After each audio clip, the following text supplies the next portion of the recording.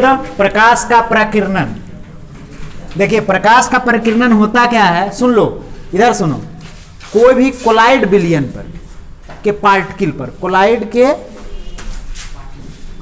Collide विलयन के particle पर जब लाइट रे इंसिडेंट करता है तो चारों दिशाओं में फैल जाता है। इसी घटना को कहते हैं क्या चीज, स्कैटरिंग ऑफ लाइट। या सिंपल हवा में तैर रहे डस्ट पार्टिकल, हवा में तैर रहा, जैसे यहां पर अपने आप बहुत सारा डस्ट पार्टिकल तैर रहा होगा, उस पर लाइट रे पड़ा तो वो चारों दिशाओं में फैल जाता है। ऐसे पड़ा तो ज्यादातर भाग क्या करेगा, कुछ भाग इधर चल जाएगा, कुछ भाग इधर चल जाएगा, और एक बड़ा सा भाग सामने चल जाएगा, इस तरह से। इसी को कहते हैं स्कैटरिंग ऑफ लाइट। बात समझे? डस्ट के छोटे पार्टिकल पर जब किरण आपतित होता है तो वो सभी दिशाओं में फैल जाती है। प्रकाश की इस घटना को क्या कहते हैं, स्कैटरिंग ऑफ लाइट, प्रकाश का प्रकीर्णन कहलाता है। बात समझे? जैसे देखा होगा कभी भी जब कोई खिड़की से या कोई छिद्र से रूम में प्रकाश आ रहा है, शाम के समय में साधारणतः ऐसा दिखाई देता है, तो उसके रास्ता में बहुत सारा पार्टिकल लगेगा और उस समय पाथ रास्ता दिखता है, लाइट का रास्ता दिखता है, और उस समय जितना प्रकाश या लाइट होना चाहिए रूम में उससे कहीं ज़्यादा रहता है। ठीक है, तो वो एक्चुअल में किसके कारण सामान्य से ज़्यादा प्रकाश होता है, तो स्कैटरिंग ऑफ लाइट। मतलब छोटा सा पार्टिकल पर पड़ा, वो सभी दिशाओं में फैल गया, जिससे प्रकाश की मात्रा या कहिए प्रकाश की इंटेंसिटी, लाइट का इंटेंसिटी अधिक हो जाता है सामान्य से। बात समझ में आया? कोई दिक्कत? तो लिख लीजिए स्कैटरिंग ऑफ लाइट क्या है, when light ray incident on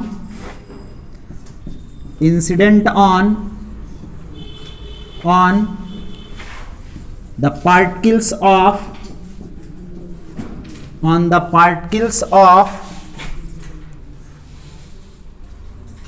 collide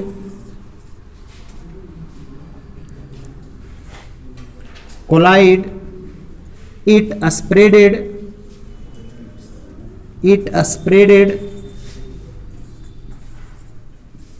spreaded in all directions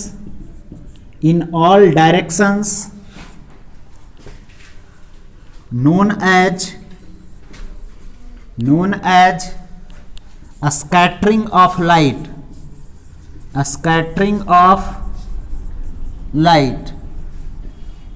known as a scattering of light।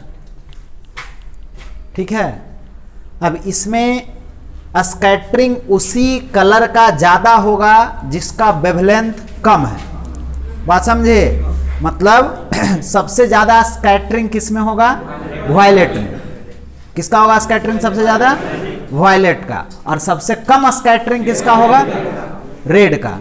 बात समझ में आया? क्योंकि उसका वेवलेंथ कैसा है, ज्यादा है। रेड का वेवलेंथ ज्यादा होने के कारण उसका स्कैटरिंग कम होगा। अब इससे जुड़ी कुछ और घटनाएं हैं। सूर्य को डूबते समय या उदय होते समय, सनसेट और सनराइज के दौरान होता क्या है, सामान्यतः सन कैसा दिखता है, रेड कलर का दिखता है। तो रेड कलर का क्यों दिखता है, क्योंकि उस समय हमसे सूर्य की दूरी बढ़ जाती है, डूबते समय और उगते समय। बात समझे?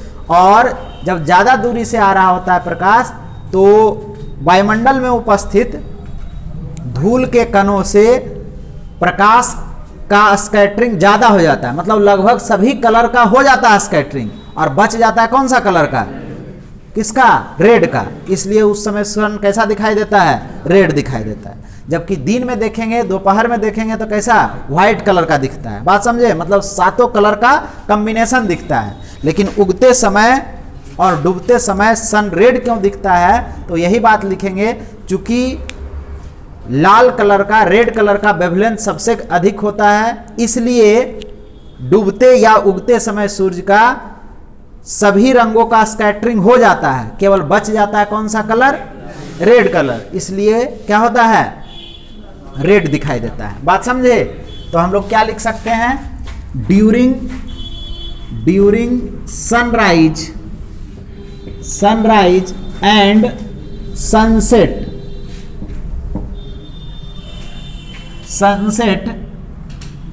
सन appears द सन लिखिए, the sun appears red because at this time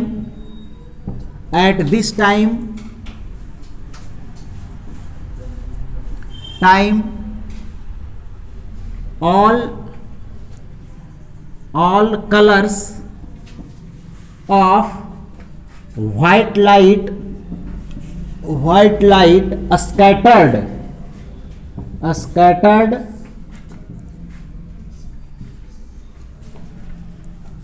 except कौन सा, रेड। बस ये फिगर भी बना लीजिएगा। ये डस्ट पार्टिकल लिख सकते हैं, डस्ट पार्टिकल हम बड़ा दिखाए हैं, बात समझे। हिंदी लिखिए, जब प्रकाश किरण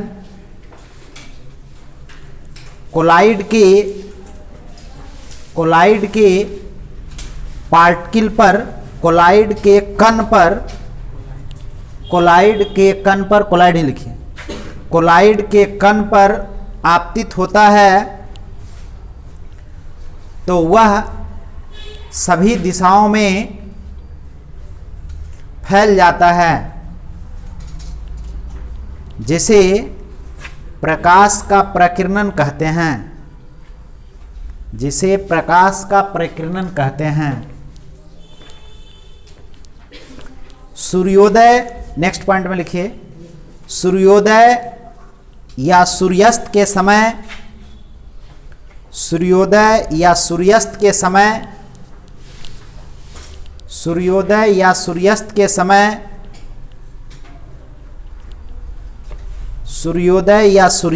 समय सूर्य का रंग लाल प्रतीत होता है, क्योंकि इस समय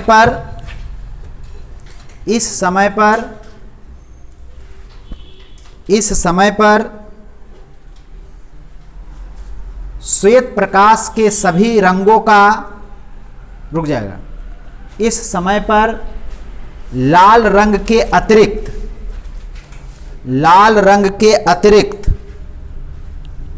श्वेत प्रकाश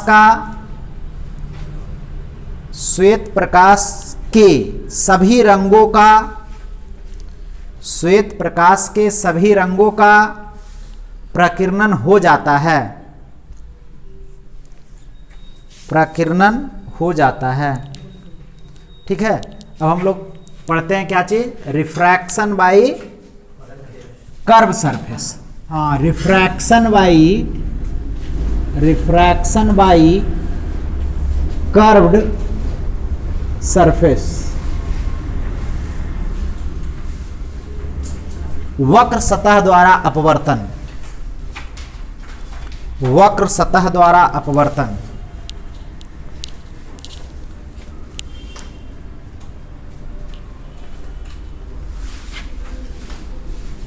रिफ्रैक्शन बाई कर्व्ड सरफेस।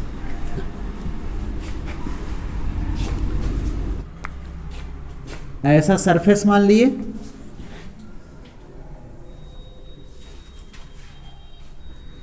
ये हो गया क्या चीज, प्रिंसिपल एक्सिस कह सकते हैं, ये पोल हो गया। यहां पर क्या मान लिए, यहां पर ऑब्जेक्ट मान लिए, ठीक है। यहां से क्या होगा, आपतित किरण पड़ा और इधर कहीं सेंटर ऑफ कर्वेचर हम मान लिए। बात समझ में आया, इधर क्या मान लिए, सेंटर ऑफ कर्वेचर। एक चीज गिरा, एक चीज ये मान लिए हम लोग, क्या चीज, सेंटर ऑफ कर्वेचर। अब क्या करेगा, ये आपतन कोण हो गया। अब ये वाला प्रकाश की किरण मान लिया जाए इधर गया, ठीक है, ये प्रकाश की किरण किधर गया, इस डायरेक्शन में गया।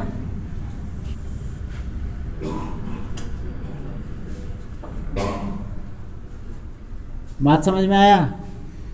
ये हो गया इमेज, ये हो गया कोण आर। ये क्या था, ऑब्जेक्ट था, ये सेंटर ऑफ कर्वेचर था, और ये कैसा हो गया, इमेज हो गया। कोई दिक्कत? यहां से एक लंब डाल दिए हम, इस पर नाम दे दिए हम डी। ये कोण कौन सा था, आपतन कोण। कोई दिक्कत? ये वाला रिफ्रैक्टिव इंडेक्स μ1 और इसका रिफ्रैक्टिव इंडेक्स μ2। कोई दिक्कत है तो बोलिए। कोई दिक्कत है? हम लोग के पास है क्या, स्नेल्स लॉ। क्या है, स्नेल्स लॉ। तो अकॉर्डिंग टू हम लोग चलेंगे क्या चीज, according to Snell's law. Snell's law क्या पढ़े थे, μ1 sine i is equal to μ2 sine r. याद करिए, दर्पण के समय हम लोग पढ़े थे कि स्मॉल एपरेचर के लिए हम लोग पढ़ते हैं। बात समझे? किसके लिए पढ़ते हैं, स्मॉल एपरेचर के लिए। और जब इसका एपरेचर या साइज छोटा होगा, फॉर स्मॉल एपरेचर,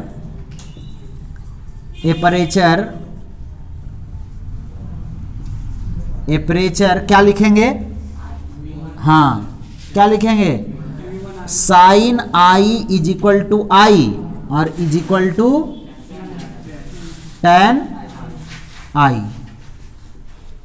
टेन, हाँ ठीक है।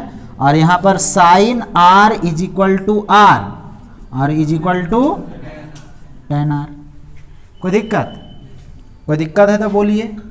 अब सबसे पहले इस ट्रायंगल को देखते हैं।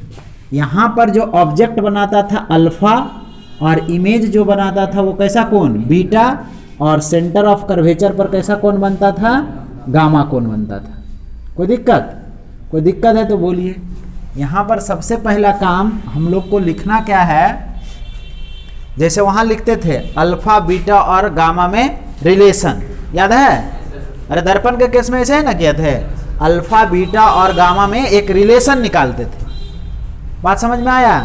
तो हम लोग क्या लिख सकते हैं, देखिए इधर सबसे पहले ये एक्सटीरियर एंगल है इस ट्रायंगल का। यहां पर भी नाम दे दो कुछ, क्या नाम दे दें, ए।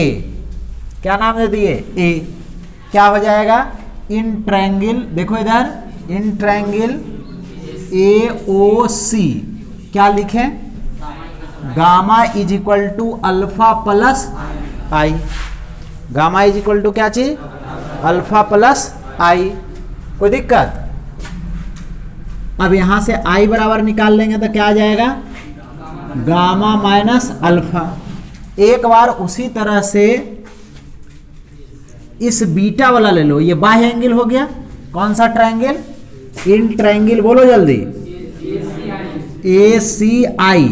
तो इसमें ये बाह्य एंगल हो गया, इस दोनों एंगल के समेशन के बराबर होगा। कौन कौन एंगल का, तो आर इज इक्वल टू हो जाएगा गामा प्लस बीटा। कोई दिक्कत? ये कौन सा एंगल है, R is equal to gamma plus beta. नहीं, कोई दिक्कत है तो बोल दो। कोई दिक्कत?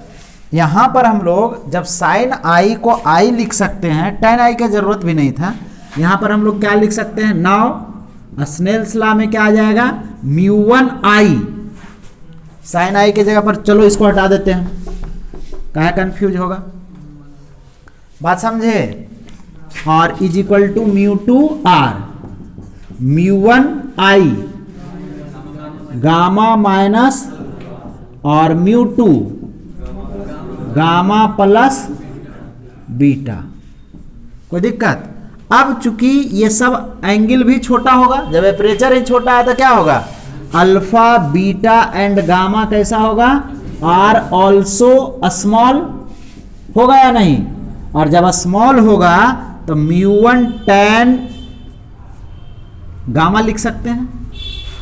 अल्फा को tan अल्फा, बीटा को tan बीटा, गामा को tan गामा। तो यहां पर हम लोग tan gamma minus tan alpha mu two tan gamma और tan बीटा। कोई दिक्कत? म्यू वन tan गामा बराबर, हाँ tan गामा बराबर AD बटा CD, AD बटा CD माइनस tan अल्फा बराबर AD बटा DO, इसको D से लिखिए DC, ठीक है, हो गया। Mu to tan gamma AD बटा DC और प्लस, हाँ बोलो जल्दी, AD बटा DI। सबसे पहले तो AD तो खत्म हो जाना चाहिए, नहीं? अरे होना चाहिए या नहीं? क्या आ जाएगा? म्यू वन बटा, छोड़ो अगला लाइन में ही खत्म करेंगे। चूंकि ये अपर्चर ही छोटा है तो फिर P पॉइंट और D पॉइंट कैसा होगा? कंकरेंट होगा, संपाती होगा, नहीं लिख सकते हैं। तो हम लोग क्या लिख सकते हैं? हाँ, फॉर अ स्मॉल एपरेचर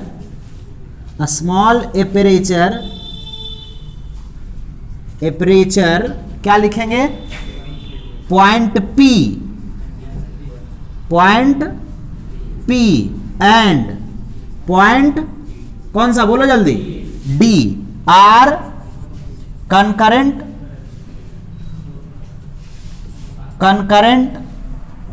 और क्या लिखें? बोलो, इसको हिंदी में हम लिख देते हैं यहीं पर संपाती, नहीं?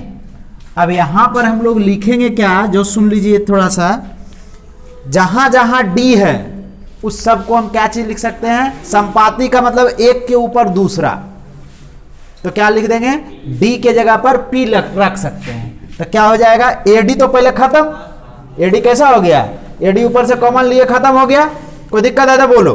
अब क्या आ जाएगा? म्यू वन, हाँ mu one into 1 upon PC minus 1 upon PO। बस D के जगह पर सब जगह P रख दे रहे हैं, कोई अंतर नहीं।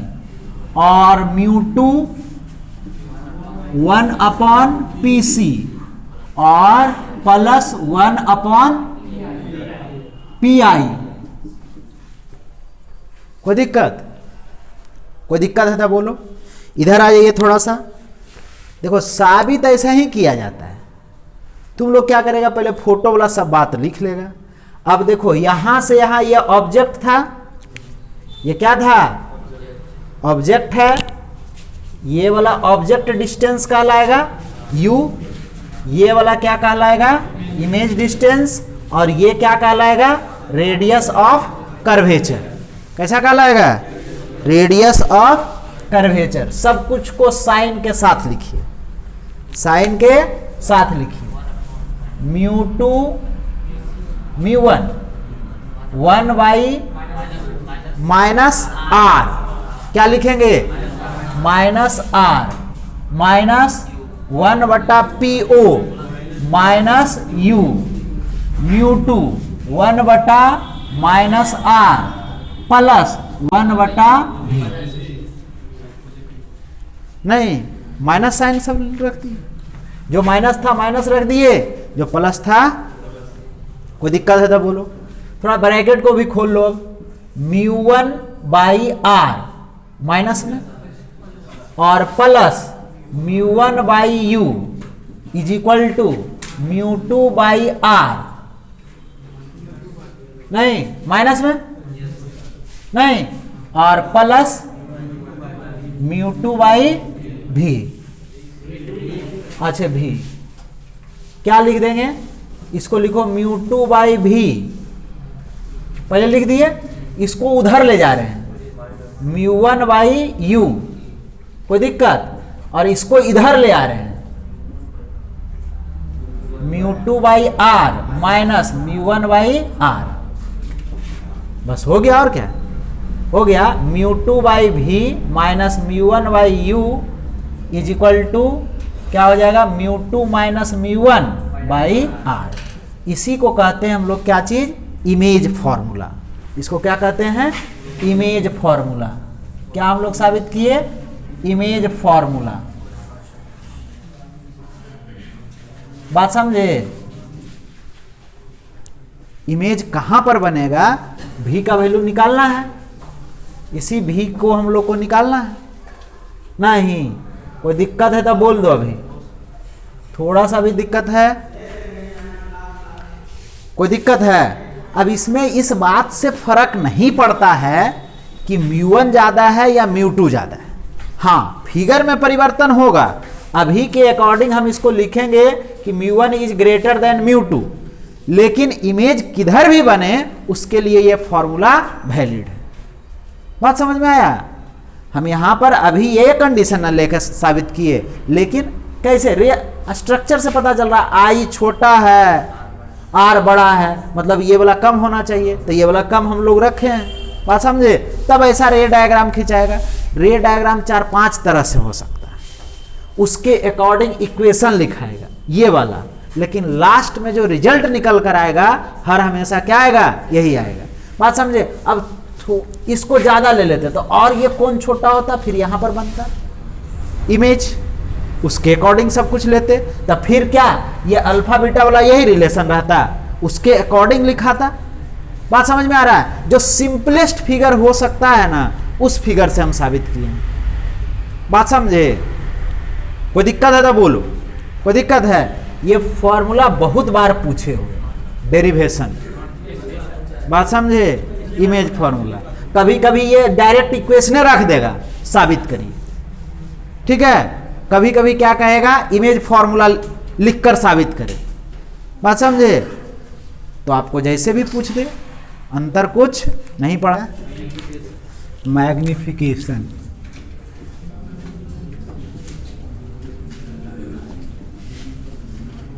आवर्धन,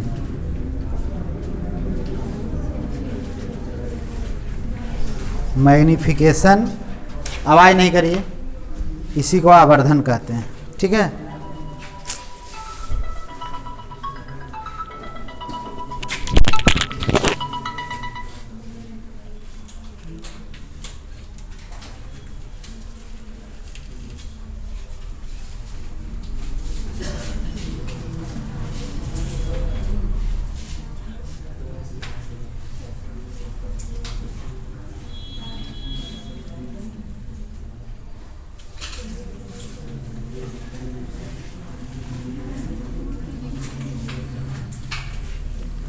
लिखिए मैग्निफिकेशन, क्या डिफिनेशन लिखना पड़ेगा, तो पहले लिखे हैं क्या चीज, एच डैश बाई एच, प्रतिबिंब की ऊंचाई बटा वस्तु की ऊंचाई। मैग्निफिकेशन का फॉर्मूला तो वही रहेगा, लेकिन यहाँ पर जो u और v के टर्म में आता था मैग्निफिकेशन, याद है। दर्पण में 2 तरह का फॉर्मूला आया था, मैग्निफिकेशन बराबर एच डैश बटा एच, और दूसरा आया था m बराबर क्या चीज, डिस्टेंस के फॉर्म में u और v के फॉर्म में। तो यहाँ पर भी आएगा, लेकिन क्या u और v केवल रहेगा, यहाँ कुछ और भी होगा। तो वही बात हम लोग देखते हैं। मैग्निफिकेशन के लिए एक पहले हम लोग रे डायग्राम खींच लेते हैं। ये कनकेव, ये मान लिए μ1 और ये कैसा μ2। अब इसमें तो वस्तु की कुछ ऊंचाई मानना पड़ेगा, तब ने एच डैश बटा एच करेंगे। इसी को हम लोग क्या कह देंगे, एच एक प्रिंसिपल एक्सिस के पैरेलल जाएगा प्रकाश की किरण,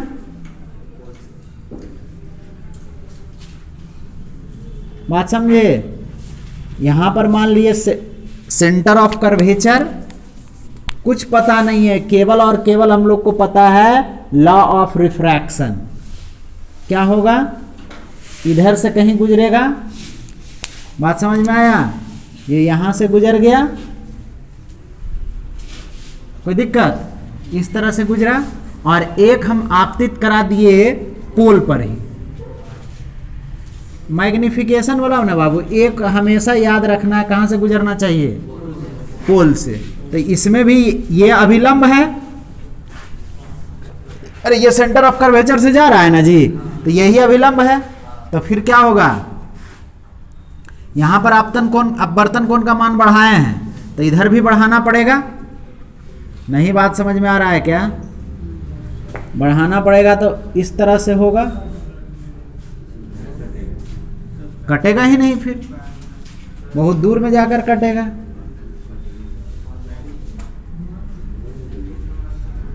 लेकिन हम तो करेंगे ही ऐसे, लो पैरेलल हो गया। नहीं, इसको और बेंड करा दें, यही ना गड़बड़ है। नहीं, ये पोल हो गया और ये जहां पर कटा वही क्या हो गया, इमेज हो गया। मतलब ये क्या हो गया, इमेज हो गया, एच आई हो, एच डैश हो गया। बात समझे? इसको हम नाम दे दिए ए बी, तो इसका नाम हो गया ए डैश बी डैश। कोई दिक्कत? क्या हो जाएगा, ए डैश बी डैश। बात समझ में आया? नहीं समझ में आया? देखिए, ये वस्तु मान लिए यहां से दो प्रकाश की किरण निकला, एक पोल पर इंसिडेंट किया और एक प्रिंसिपल एक्सिस के पैरेलल। ये आपतन कोण, ये अभी भी μ1 is less than, μ1 is greater than μ2 है। नहीं, तब ना ये डेंसर मीडियम है, इसमें अपवर्तन कोण का मान ज्यादा है। जितना ये आपतन कोण होगा उससे ज्यादा अपवर्तन कोण है। यहां पर आपतन कोण ये है, अपवर्तन कोण ज्यादा है। बात समझे? हम अभी फिलहाल इसी को आपतन कोण और अपवर्तन कोण कह रहे हैं, आई और ये वाला कौन सा, आर। क्या ये परावर्तन कोण आई और आर बराबर है? आर का मान ज्यादा है, इसलिए μ2 का वैल्यू हमको कैसा रखना पड़ेगा, कम रखना पड़ेगा इसके अकॉर्डिंग। बात समझे? तो बस लगा दीजिए सिमिलर ट्रायंगल। कौन कौन ट्रायंगल सिमिलर है, जैसे वहां लगाते थे, क्या चीज, हाँ, क्या लगा देंगे, हाँ, पहले स्नेल्स लॉ ही लगा दीजिए, अकॉर्डिंग टू क्या चीज, स्नेल्स लॉ, इसी से बन जाएगा। स्नेल्स लॉ क्या करेंगे, μ1 sine i is equal to μ2 sine r. नहीं, क्या हो जाएगा, इसको लिख सकते हैं स्मॉल एपरेचर के लिए μ1 आई इज इक्वल टू μ2 आर। नहीं लिख सकते हैं? कोई दिक्कत? कोई दिक्कत है तो बोलिए। और या फिर इसी को अगला लाइन में लिख सकते हैं μ1 tan i is equal to μ2 tan are.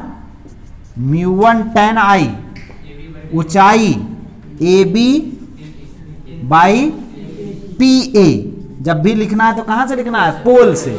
बात समझे? ये ध्यान रहे, कहां से लिखना है, इस पॉइंट को इंक्लूड करना है यदि होना संभव है तो। अब ए बी में पी कैसे इन्वॉल्व होगा, यदि संभव है तो हमेशा पी को पहले लिखेंगे, क्योंकि साइन कन्वेंशन के अनुसार प्रत्येक डिस्टेंस को पोल से मेजर किया जाता है। बात समझे? तो यहां पर क्या आ जाएगा, μ2 क्या लिखें, tan R, A dash B dash और बटा पी ए डैश। बात समझे? ऐसा नहीं कि इस डायरेक्शन में लिख रहे हैं या इस डायरेक्शन में, हमको शामिल किसको करना है, हम लोग को किसको करना है, P को। यदि P है तो P को पहले लिखेंगे, क्योंकि प्रत्येक डिस्टेंस को कहां से मेजर किया जाता है, पोल से मेजर किया जाता है। अब इसी को सजा दीजिए थोड़ा, ए डैश बी डैश क्या लिख देंगे, बटा ए बी। इसी को ना मैग्निफिकेशन कहेंगे। इसको नीचे ले आए, इसको ऊपर ले जाएंगे तो क्या आ जाएगा, μ1 बाई μ2, ये नीचे चल गया और क्या हो गया, P A dash by P ए, यही ना, कोई दिक्कत? बात समझ में आया? इसको क्या लिख देंगे, एच डैश प्लस में माइनस में, नीचे है माइनस में, ए बी को प्लस में ऊपर है। बात समझे? कोई दिक्कत? कोई दिक्कत है तो बोलो। ये μ1 बाई μ2 पी ए प्लस में भी, दिस इज द भी, ये क्या है, प्रतिबिंब की दूरी है, भी है। और ये क्या है, वस्तु की दूरी है, तो क्या हो जाएगा भी, अच्छा u होगा, सॉरी ये u है, ये क्या हो जाएगा माइनस में u, माइनस में क्या हो जाएगा u। क्या लिखें, इसको तो हम लोग मैग्निफिकेशन कह देंगे, क्या इसको कहेंगे h डैश बाई h, इधर आ जाएगा माइनस तो प्लस हो जाएगा μ1 बाई μ2 v बाई u। कोई दिक्कत, इसको हम लोग कह सकते हैं मैग्निफिकेशन। और कौन सा magnification, transverse magnification.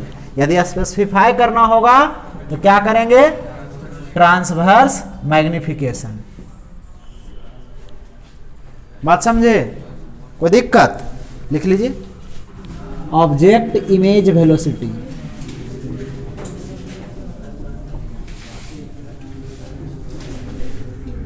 Object image velocity.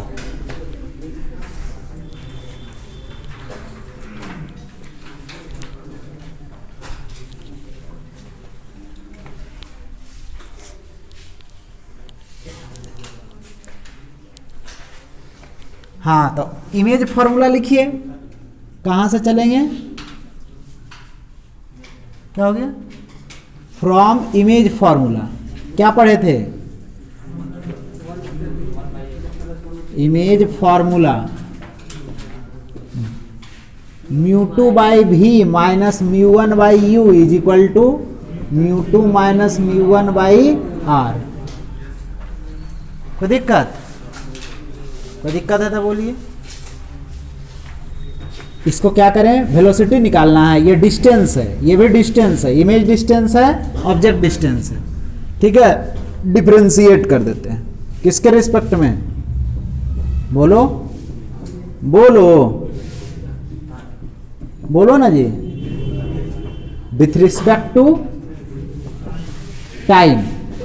Position को टाइम के साथ, डिस्टेंस को टाइम के साथ डिफरेंशिएट करेंगे तब ना वेलोसिटी मिलेगा। तो ये आ जाएगा क्या चीज, μ2 बाई v का differentiation with respect to t minus μ1 by u का differentiation with respect to t और is equal to differentiation of μ2 minus μ1 by r with respect to t।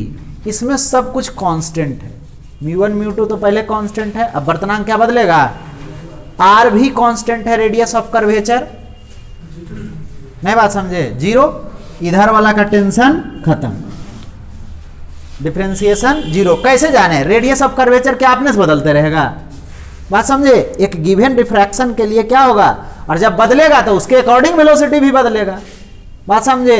अभी नहीं कुछ कह रहा है तो हम उसको कैसा मान रहे हैं, कांस्टेंट। u का v का वैल्यू बदलेगा तो ये μ2 1 बटा v का डिफरेंशिएशन बताए थे 1 बटा v स्क्वायर माइनस में, नहीं, और इसमें dv बाई dt भी रहेगा, डिफरेंशिए नहीं, और minus μ1 into 1 minus u square और du by dt is equal to 0, नहीं,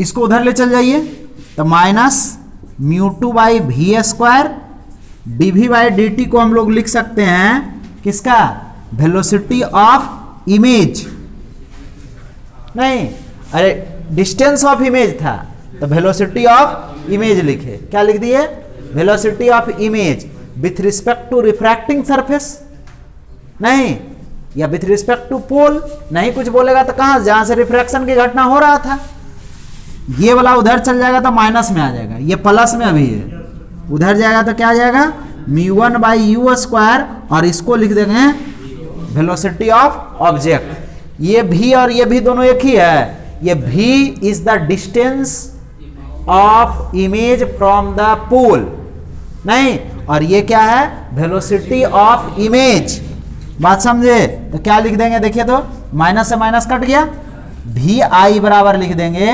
μ1 बाई μ2,